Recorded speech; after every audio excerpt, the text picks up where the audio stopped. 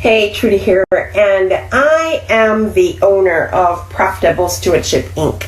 And if you can see my sign behind me, but yeah, so up to this morning, anywhere you look on my LinkedIn or any of these things, I show myself as the CEO of my company, Profitable Stewardship Inc. But this morning I fired myself. So I think I've downgraded myself to vice president or something like that. And I made a decision this morning. God is actually my CEO.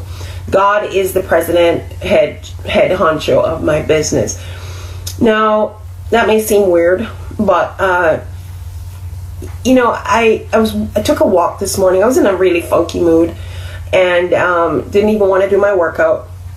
And so I put mind over matter and I said, let me go for a walk. Because something about being outdoors, the fresh air, let's see, what is this message here?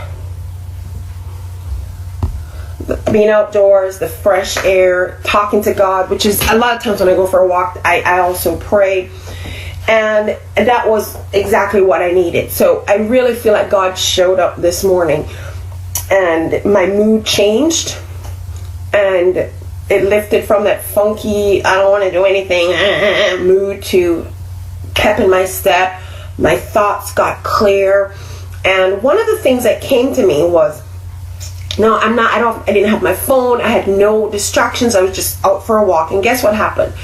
The thought that popped into my head, and that's one of the ways I know God's speaking to me, because when something just occurs to you and you weren't even there, that wasn't any of your direction of thought. What came to me was, when Samuel was upset because the people were insisting on a king, and God said to him, listen, they're not rejecting you, they're rejecting me, and they're asking for this human leader over and above me, God, who they had up to this point been following. If you remember the history, they had been rescued from Egypt, and God led the children of Israel out of Egypt with a cloud in the day and a pillar of fire at night, and then they moved and settled in, and then they had priests and judges and this kind of thing, which were God's representatives on earth. They were not the head, they were simply ambassadors, representatives.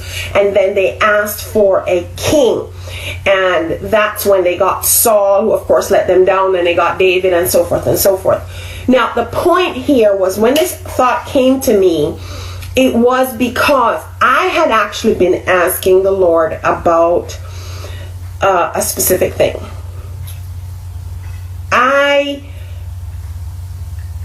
I provide accountability, mentorship, coaching for a bunch of people. And while I have people that I look to, I don't currently have that person in my life. And honestly, I was looking for that person. I've changed coaches, over time, because think of it this way, guys. If you are in Little League and then you get older and you've built some skill and maturity, and then you move on to, say, the high school football, or you're the next level league, and you have a new coach, and from high school you get recruited into college level games, and you have a new coach, and then from college level games you get a new coach as you move to the pros and that kind of thing. So I've changed coaches over time. And I was asking the Lord, where is that person for me? Because, while I'm a strong self-starter and I do get things done, that's one of my superpowers. I'm a finisher. I do get things done. I was craving that person, that person who, I looked forward to sharing my accomplishments, my ahas, to get those attaboys or whatever, the things that keep us going. And I really didn't have that person in my life right now, but because I'm so self-driven, I do keep moving. But as I was asking the Lord for that person, this is what came into my head. So I wasn't asking him for that this morning. That's something I've been asking him for a while now. And this is what just came into my head this morning, that Trudy, hello, I'm here. And it's amazing because I have a course that tells us, there's a course written, Secrets of the Bible no guru needed. And it's just amazing to me that I was looking for a guru, right? It's right, kind of crazy, but God said, hello Trudy, I'm here. You don't need a king. You don't need a human substitute, at least not at this stage in my life. God has placed amazing people in my life, my husband being the main one. But there are people in my life that I, look forward to, and they challenge me and they help sharpen my saw and all that. But this morning he brought it really strong to me that if I treat my business where I am checking in with God, and God, the same way we manage our employees, that I look for God to be managing me. And I use the story of Matthew 25, the story of the talents, all the time, but this morning it came to me completely differently, with the master who left the talents with his servants and went away, and then came back for an accountability checkup. And then, of course, he was very disappointed in the one who buried it. So here it is now. I am now seeing, I've decided this morning, God's my CEO, God's the president of my company. He's left me in charge. He's left me with certain resources, talents, gifts, opportunities, money, whatever. And he said, Trudy, run my business for me. I will check in with you later and see how you have done.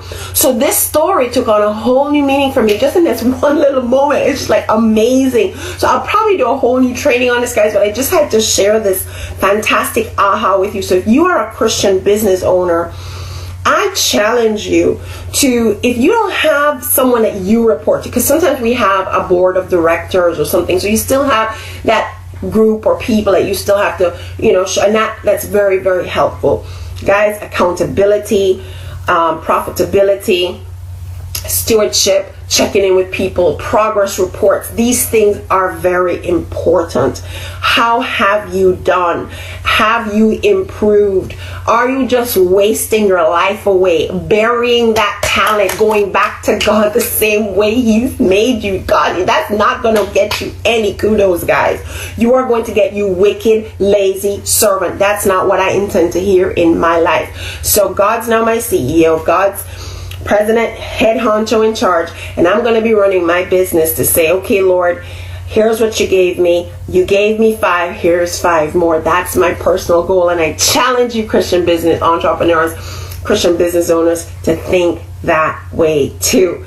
This is a pretty long video for me. I don't like to make long videos, but I just had to get this out of my system, and I'm super simple to find, and I do look forward to connecting with you.